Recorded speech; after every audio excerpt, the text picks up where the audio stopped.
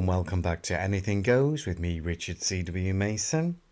Now, this is going to be the first in a series of podcasts talking about the BBC TV series Eldorado, which has just been put back on UK TV, all the reruns. Today's episode is going to be about the build-up to the show and the launch and touching on some of the first episodes. And today I'm talking to Robert George. So we're going to start with the build-up to it.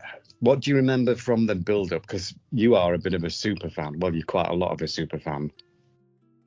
Yeah, I mean, I remember it being, I remember this, 1992, and Campbell Morrison, who played Drew Lockhead, was doing all the voiceovers of the adverts. And I also remember one of the trailers bears to mind, and it was Jesse Birdsall who played Marcus Tandy, and he was talking about the expats. They sit in English bars, read English newspapers, to talk about back home in England and 9-to-5 existence. And he's like, I'm different. I can't come back no more. And it's completely true. Me being an expat myself, they're a strange. They're definitely a strange breed. Yeah. But that's one of the things I remember. And the whole, are you ready for Eldorado? Yes, I remember them myself. I remember quite a lot of the ones filmed on the beach. And there was like the youngsters on the beach and then the beach bar. And I just thought, wow, that looks really good. I want a bit of that, sun and fun. I was only I think I was 12, 13 at the time when these adverts were coming out and when it launched. But I remember thinking, yeah, wow, this looks better than the doom and gloom, soaps we have here. So it wasn't exactly. I mean, yeah. It was better. Yeah, it was better than the miserable Albert Square. I used to call EastEnders misery enders because it was all depressing. It's got grey and then dead enders. Yeah. There's quite a few. And then all Sunshine, Neighbours, and Home and Away too. So. Yeah. EastEnders has gone really miserable at the minute. So they'd had success with EastEnders and then wanted to replicate it in the Sun, didn't they? Yeah, of course. It was quite a lot of the same people behind EastEnders. There was some of the script writers, wasn't there? Yeah, it was the creators. It was Julia Smith. Yeah, and she'd worked on EastEnders. And Tony. Yeah. I forgot his last name. Is it Tony Holland? Yeah, Tony Holland. Yeah, that's Julia Smith, isn't it? Yeah, Tony Holland. Yeah. And then I thought it was the same set designer as Albert Square too. Yeah, but a much better set. Like the EastEnders set was just like wooden plaster, and then they really went to town with building a proper set. Yeah. Which is because still the set to be. Yeah. I mean the whole set was beautiful. Yeah. And I went to the set when it was a hotel. It was probably about 2001 maybe. Really? I forgot exactly. I was on a 2-week holiday in Spain with my ex, and we went to I went to the set. It was a hotel. Ciudad del Cine. Les Terraces was hotel rooms, and the whole swimming pool had gone, being painted that horrible orange colour. Oh yeah. Last scene was the restaurant at the hotel. But it was kind of cool just walking around the whole Old Town as well. Because, the petrol's still there, the Old Town. Yeah, I mean, a lot of it was just fake. That a lot of it was brick. A lot of it was empty shell inside. Yeah. But, there's a YouTube... YouTube documentary with Dave James, isn't there? Yeah, correct. And he goes into some of the buildings in the town square, the Old Town Square, and they're just empty inside, aren't they? It's really interesting. Yeah, and I couldn't get into the Centro Comercial, unfortunately, but it was just great being there, and it was kind of sad and depressing too, just seeing the state of what the whole set was. So when did it close as like a holiday resort? Did it not last long? I'm not sure, to be honest. I do have the list for the holiday resort at home somewhere. It's in my archive somewhere. I can't find it. But I know it became a paintball resort afterwards too. Yeah, somebody said it stopped being used as a paintball sort of place now. Yeah, that's what Yeah, yeah. which is a shame. I know they've done other film on there. I know there was a music video film there, and then there was Yes. some Spanish film there as well. I think I did see the music video. Yeah, I remember searching for it on YouTube.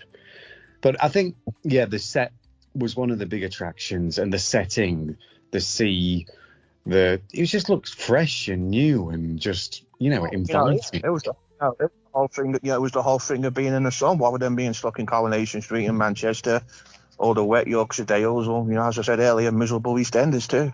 Yeah, it was something different, and it was it offered something better than Home and Away and Neighbours did too. It did, and the fact that it was all filmed on location, I think, made it more special. I like places that use the actual location rather than in a studio. I think it gives it more. I'm the same way too, because like when I first moved 17 years ago, my wife used to watch Days of Our Lives, some American soap opera, and it was awful. The production values were awful. They used to film outside as a studio. It just looked, oh my God, it was awful. I had to go do something completely different when my wife used to watch that. I think with me, Brookside, I liked Brookside for that reason. Yeah, I liked Brookside for that reason, that it was filmed actually in the houses, and then they had the shops as well that were actual shops. It gave it that realism, and that's what differentiates UK soaps from American soaps and even Australian soaps in a little way. They have that realism, especially Brookside and the whole Eldorado set. Yeah. So I think back to the launch. I remember Campbell Morrison. Yeah. His voice, it reminded me of the guy who used to be in, I don't know if you remember Supergram. Oh, yeah. I thought it was actually the guy who, I think his name was Scunner Campbell or something. And I thought it was him. But it wasn't, obviously. But I was only a kid at the time. But I remember the adverts, the sea, the sun, the inviting set. And then before we knew it, it was on, Yeah. So what do you think? How did you think the papers and the press build up? What did you think to the press and papers build up? Do you think they gave it a good build up? Did they build it up to knock it down? I mean, at the time, Eldorado had a lot of hate for it, from what I've researched and had in the past, because the reason why the BBC wanted that new soap opera and Eldorado 1 was they were at risk of being privatized during the Conservative government of the 1990s, and Rupert Murdoch wanted to take over the BBC, with his Sky empire, possibly. Right.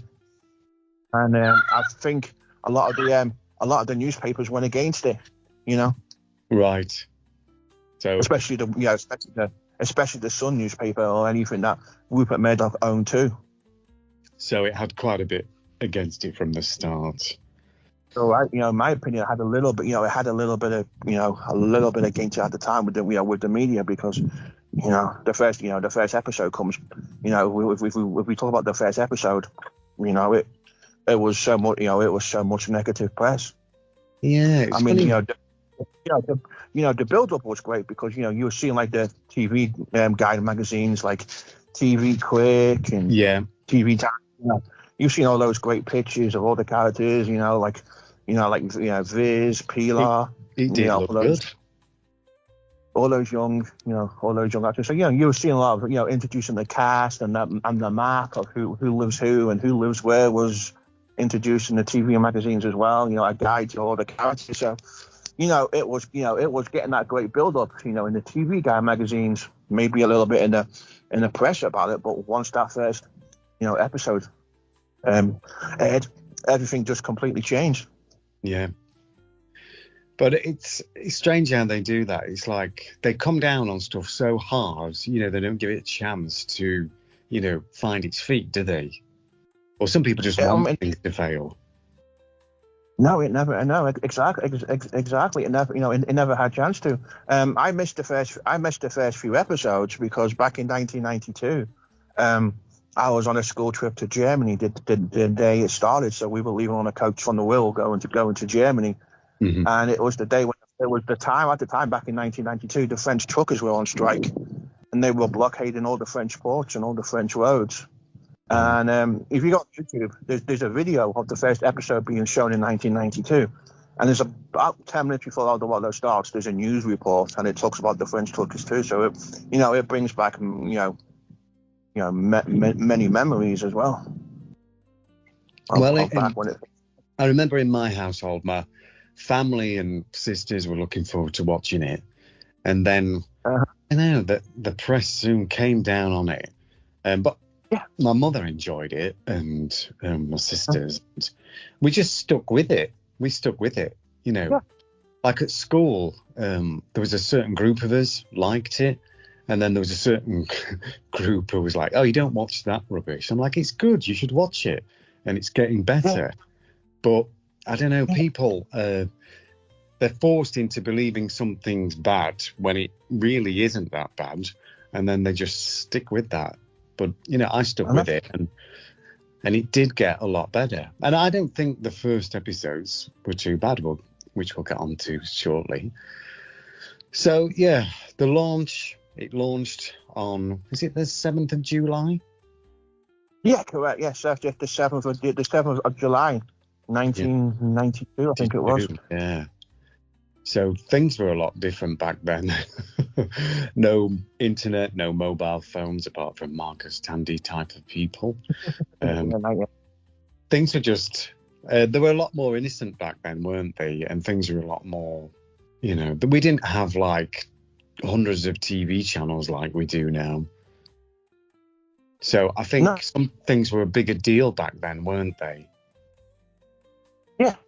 Yeah, it's like there's a new soap on BBC One. It was going to get much more attention than a new soap would nowadays, wouldn't it? A new soap now would really struggle to launch, I think.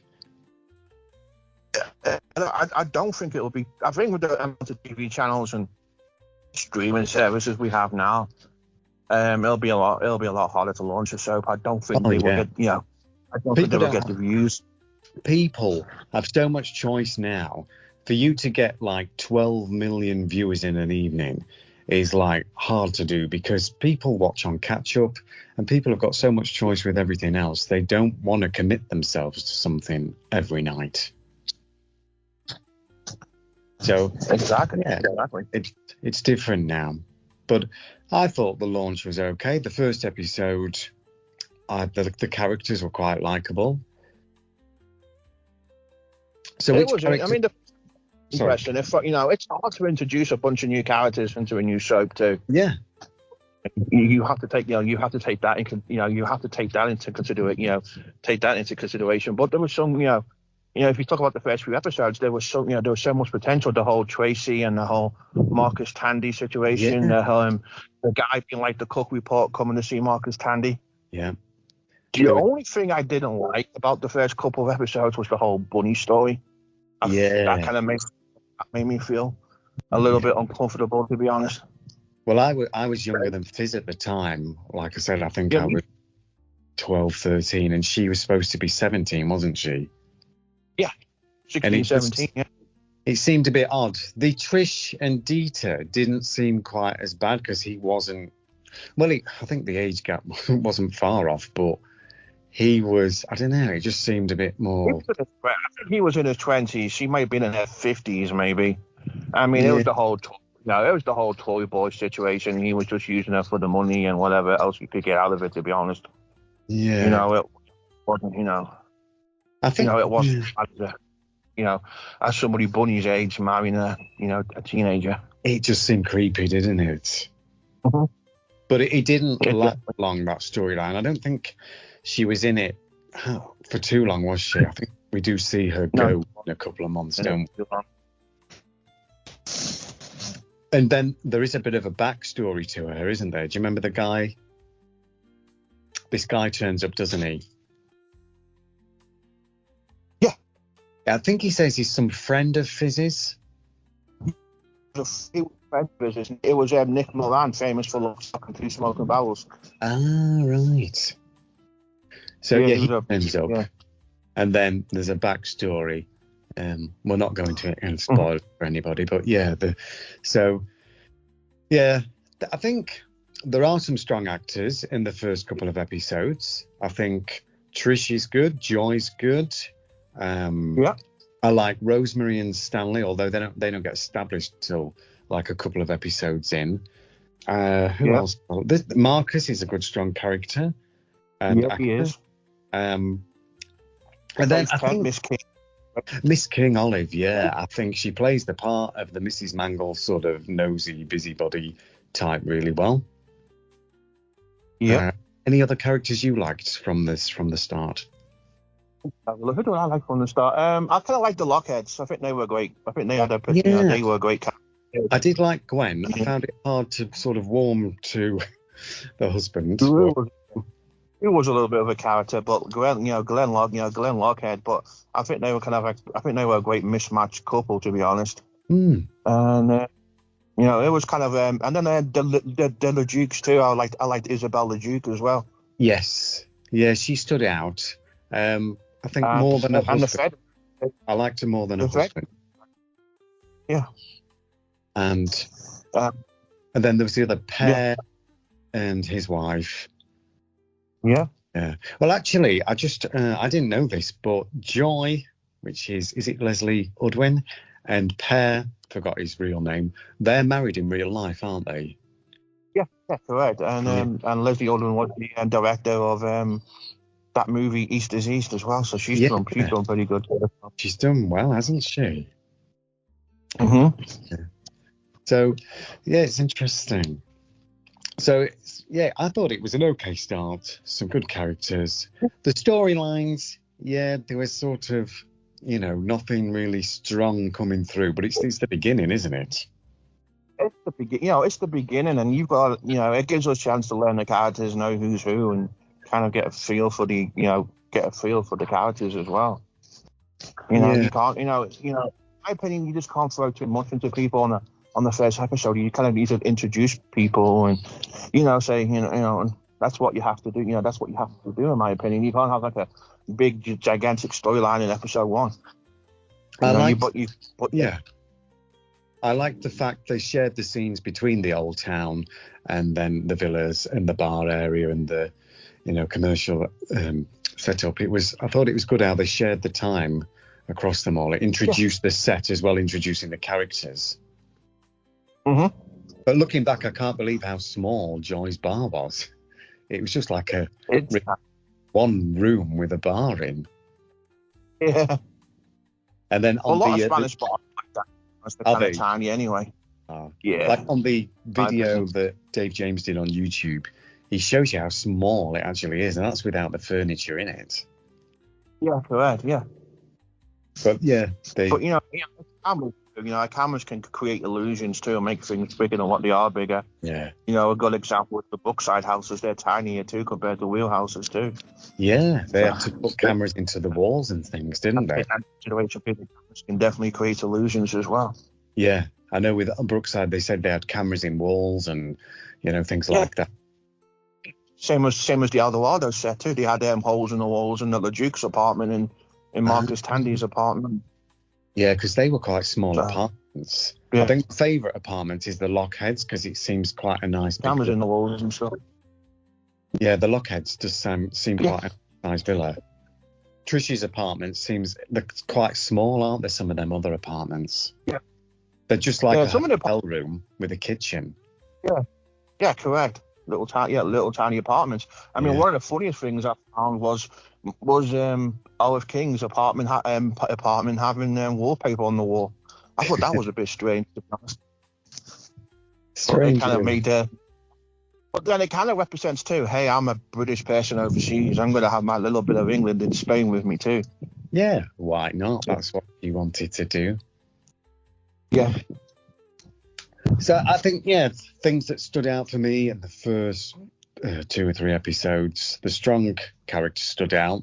The weaker ones, I don't know. If you look at soaps nowadays, like Hollyoaks and other soaps, there are your stronger actors and then your not so strong actors. And I think like the papers judged the first few episodes on the not so strong actors. I mean, I remember it too. It was all about wooden actors, elder border. Yeah. And then there was like all the complaints about the. It was just out to destroy Eldorado, the whole product placement, because like they had like Texas Home Care and the commercial center and in the EMI shop and the video shop, and Eldorado was getting paid for product placement, and it was just everything about it, the whole viewing figures and how boring and awful it was too. So yeah, I think there was some of the actors that struggled at the start, I thought they did improve. Obviously, they had a bit of a cull after, was it 4-6 months, something like that, and did get rid of some of the actors, didn't they? Episode 40 maybe, when Colin Hollingsworth took charge. That's when everything started to improve. Yeah. But and the thing is, after we learned about, after Eldorado finished, we learned so much more about how the whole project was mismanaged too, and everything was rushed into production too. Yeah. There were so many mistakes made too. So what first attracted you to Eldorado, and what made you stick with it? You said you missed the first few episodes because you was on a trip. When you got back, I missed it. Yeah, I missed the first few episodes on a school trip to Germany back into the whole year when we all joined the whole European Union became a thing. And I used to watch it at my nan's. I used to spend a lot of time at my nan's, and it brings back memories of summer holidays at my nan's and watching Eldorado with my grandma, with my nan. And I think the whole sun, sea, and sand, and my crushes as well, kind of attracted me to Eldorado too. So I was like 14 years old. I had the crush on Pilar, Trine, and Maria Ferdinand too. They were like my crushes. So, yeah. I think for me again, it's quite nostalgic looking back, isn't it? 1992. It's like 33 years ago this year, isn't it? Since it would have started. Yeah. I lived on a farm, middle of nowhere, so some sun and the sea was attractive, wasn't it? When you're in your younger. It was something completely different, As I said earlier, it wasn't Brookside, it wasn't Albert Square, it wasn't Emmerdale. It was somewhere completely different and new, and somewhere hot and nice and sea and sand, And that's what made it nice. Yeah, and I think that's what my people are still wanting to watch it now. And the fact that they brought it back on UK TV after 30 odd years is fantastic. Oh my God, it is. It's really great. It's great that it's being brought back and it's being introduced to a new audience. And then the fact that the Eldorado Facebook group's been growing as well, because people are starting to look up and find fan pages as well. So yeah, anybody listening, if you aren't already a member, please go and join the Eldorado Facebook group. You'll find it. I think there's only one, isn't there? I haven't seen any others. There's only one. It's got almost 800 members in it too, so you'll see it. So please go and join that, and you will keep up to date with loads of stuff that you don't. I'm surprised every day when I go on there. People are putting pictures on and saying, things like, so somebody's married to somebody, or somebody's now doing this, or this was used in the show, and there's loads of stuff on there that's really interesting to learn about. And it's a really friendly group, isn't it? It is. It's a great group with some former crew members and cast members in the group as well. Like I've posted a couple of posts on recently, just through the first week of watching, and the interaction with the posts have been great. I've said what I've thought about the first couple of episodes in the first week, and it's been really great just sort of sharing with like-minded people. It's been great the group's come to life again, because there's only it's great having new blood as well, and we can reminisce about all the good times and bad times, and I think it's great. With the episodes coming back on TV, I thought I'd seen every episode, but I hadn't. I think I'd seen Yeah. all the YouTube ones, but there was some missing. And some of the episodes seem just like brand new episodes to me because I've never seen them before in my life. Yeah, it's like watching for the first time because I am some of the episodes. So Yeah, it's great. It's nice. It is nice to see it again, and I heard it's been kind of it's a lot more digital now and being upscaled as well, from what I'm hearing. So I'm gonna have to check that out too. The picture quality is fantastic. We're saying we used to watch on small boxy TVs, and now we're watching on HD TVs. The picture quality is really good. That is something that's really been picked up on in the Eldorado group on Facebook. People have been amazed at how good the quality is. So they've, spent some time upscaling it. So, so we're going to do loads more. Well, we're going to do more podcasts, aren't we, on Eldorado? Definitely.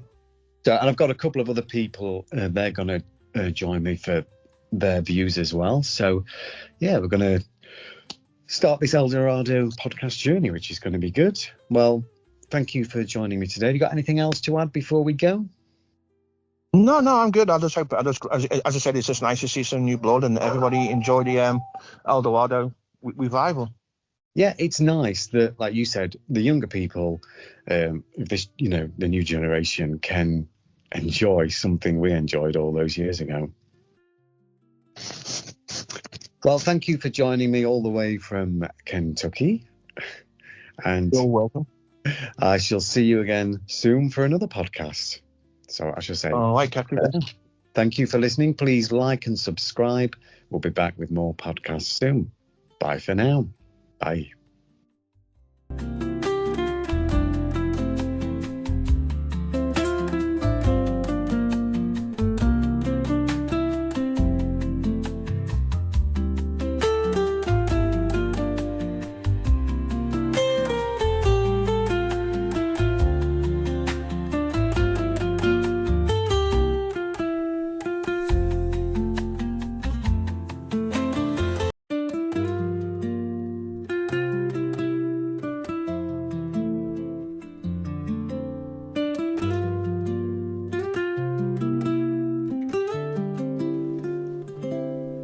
Hello and welcome.